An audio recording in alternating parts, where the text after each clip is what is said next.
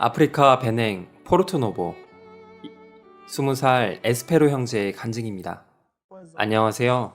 휴일에 성경 공부를 하며 시간을 보내는 건 시간을 낭비하는 일은 아니겠지 하는 단순한 생각으로 이번 집회에 참석하게 되었습니다. 이번 집회에 참석하면서 집회의 주제가 성경은 사실이다라는 것을 알게 되었습니다. 처음에 그 말을 들었을 때 그래, 성경은 사실이지. 그런데 과연 이 주제로 할 만한 이야기들이 있을까? 하고 생각했습니다. 그렇게 말씀을 듣기 시작했고 창세기를 통해 사단의 유혹으로 말미암아 아담은 자신이 하나님으로부터 물려받은 모든 것을 사단에게 넘기게 되었고 그때 죄가 이 세상에 들어오게 되었다는 것을 알게 되었습니다. 그 죄는 아담의 시대에서 끝난 것이 아니라 그 다음 세대에게까지 계속 전해지는 것이었습니다. 그 다음으로는 이스라엘의 역사에 대해 배웠습니다. 이스라엘에 대한 이야기를 들으며 마음에 와닿는 부분도 있었고 또한 두려운 부분도 있었는데 이스라엘은 작은 나라임에도 불구하고 하나님께 택함을 받은 나라였지만 이렇게 선택된 민족이었음에도 하나님께 불순종하여 벌을 받게 되었다는 사실이 무섭게 다가왔기 때문입니다. 이러한 말씀을 들으며 가톨릭 신자인 나 자신에게 내 처지는 과연 어떠한가 하는 질문을 해보게 되었습니다. 가톨릭 신자들은 죄를 지으면 토요일 오후 4시까지 성당에 가서 신부에게 고해성사를 합니다. 그렇게 고해성사가 끝나고 나면 죄 문제가 다 해결되었다고 생각하지만 집에 고해성사를 합니다. 그렇게 고해성사가 끝나고 나면 죄 문제가 다 해결되었다고 생각하지만 집에 도착하는 그 순간부터 또다시 죄를 짓는 저를 발견했습니다. 그러고 나서 토요일에 돌아오면 또다시 고해성사를 하곤 했습니다. 가톨릭 신자들은 고해성사가 하나의 습관처럼 되어 있습니다. 그렇지만 죄를 고백하고 나면 그 후에는 조금 더 가벼운 죄를 짓는다고 생각했기 때문에 내가 지은 죄는 작은 죄일 뿐이야. 내가 뭐 사람을 죽이기라도 했나? 라며 내가 지은 죄는 아무것도 아니라고 스스로 변명하곤 했습니다. 하지만 사실 양심으로는 죄에 경중이 없다는 걸 알고 있었습니다. 그 죄가 크든 작든 하나님께서 보고 계신다는 것을 알고 있었다는 이야기입니다. 또한 성당에서는 죄를 지으면 성당에 나와서 기도를 하고 금식을 하고 하나님께 용서를 구해야 한다고 가르쳤습니다.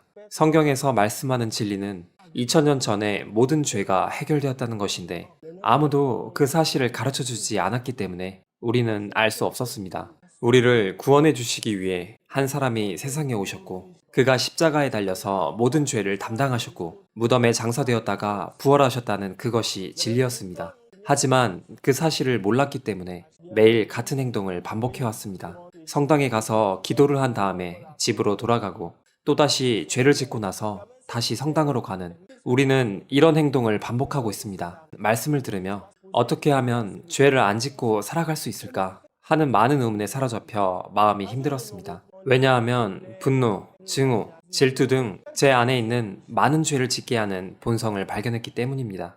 이런 내가 어떻게 영생을 얻을 수가 있나 하는 생각이 있었습니다. 그렇지만 오늘 말씀을 들으며 영생은 예수 그리스도를 믿음으로 얻을 수 있다는 것을 알게 되었습니다. 예수님께서는 우리의 모든 죄값을 십자가 위에서 치르셨습니다. 말로 표현할 수 없는 엄청난 기쁨을 느꼈습니다. 우리가 여기서 배운 말씀이 사실이라는 것과 그것이 바로 진리라는 것을 여러분들도 동의하실 것입니다. 내 영혼이 말로 설명할 수 없는 어떤 해방감을 느꼈습니다. 그래서 성경은 날마다 반복되는 우리의 일상이 되어야 합니다. 성경에는 우리를 위한 진리가 숨겨져 있기 때문에 단지 우리가 보고 싶은 것만 보면서 성경을 무시하며 살아가서는 안 됩니다. 만약 제가 이 집회에 참석하지 않았다면 저는 결국 지옥으로 갈 수밖에 없었습니다.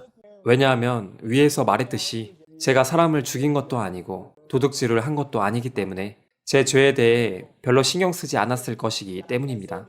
하나님에 대해서는 단지 신이 존재한다는 생각만 했을 뿐 어떤 일이 저에게 벌어질지는 모르고 있었습니다. 죽은 후에 일어날 일에 대하여 저는 별로 신경을 쓰지 않고 살았습니다. 하지만 이 집회에 참석하게 된 덕분에 정말 많은 것을 알게 되었는데 구체적으로 다 설명할 수는 없지만 한 가지 확실한 사실은 예수 그리스도를 믿기만 하면 생명을 얻게 된다는 사실입니다. 생명을 얻는다는 것은 단순히 성당에 가서 예수 그리스도를 외친다고 해서 얻게 되는 것이 아니라 하나님의 말씀을 믿어야 한다는 것입니다. 태초에 말씀이 계셨는데 그 말씀이 곧 하나님이시라고 하였습니다. 예수님도 태초부터 그곳에 계셨습니다. 이것은 굉장히 중요한 사실입니다. 그 말씀이 제 삶을 완전히 바꾸어 버렸고, 이로 인해 제 생각의 관점과 삶이 모두 변했습니다. 오늘 저는 제 삶에서 다시 없을 구원을 단번에 받았습니다. 저에게 있어서 살아있는 삶이란 그저 돈을 벌고 할 수 있는 일을 하며 살다가는 그것뿐이었습니다. 그런데 그러한 제가 마음에 간직하게 된 구절은 요한복음 5장 24절. 내가 진실로 진실로 너희에게 이르노니 내 말을 듣고 또 나 보내신 이를 믿는 자는 영생을 얻었고 심판에 이르지 아니하나니 사망에서 생명으로 옮겼느니라 입니다. 저의 죄가 이미 오래전에 용서되었다는 이 성경 구절은 정말 감동적이었습니다. 하나님의 뜻은 그의 아들을 믿는 것이기 때문에 저는 하나님을, 예수 그리스도를 믿기만 하면 되는 것이었습니다. 왜 이 진리가 우리에게 그렇게 숨겨진 걸까요? 우리는 지금까지 이러한 진리를 찾아 헤맸지만 그 전에 알았던 사실들은 명확하게 문제를 해결하지 못했습니다. 그러나 이번에 저에게 진리를 발견할 수 있도록 기회를 주신 하나님께 정말 감사드립니다. 값없이 주셨기 때문에 저는 어디를 가든지 주변에 있는 대학 친구들, 가족들, 그리고 형제 자매들과 이 간증을 나눌 것입니다. 대학교 친구들은 신은 존재하냐 아니냐 하는 문제로 논쟁을 벌이기도 하는데 이제 그 논쟁은 종지부를 찍었습니다. 학교에 의사이며 교수인 분이 계시는데 그분은 지옥도 없고 천국도 없다. 모든 것은 성경을 기록한 사람이 그냥 지어낸 것이라는 이야기를 하였습니다. 저는 그 말을 들었을 때 성경이 거짓말이구나 하고 생각하기도 하였습니다.